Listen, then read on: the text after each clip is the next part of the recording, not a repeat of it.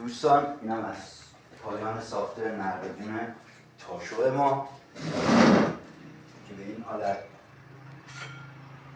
به 3 قسمت تقسیم میشه.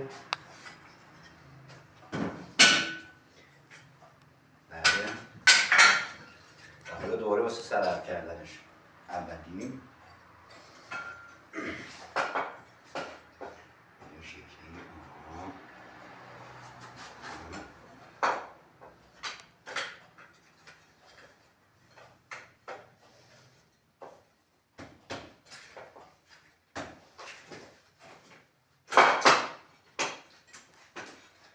و تای سوم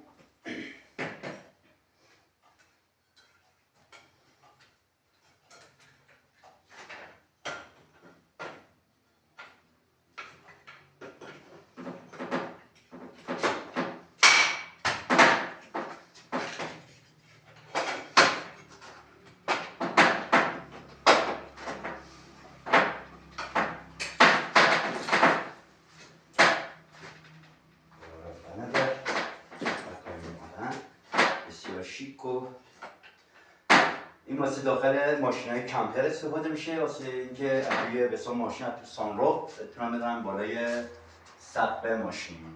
مبارکشون باشه واسه جناب آقای عبداللهی ساختیم، اینو تقدیمشون میکنیم با عشق.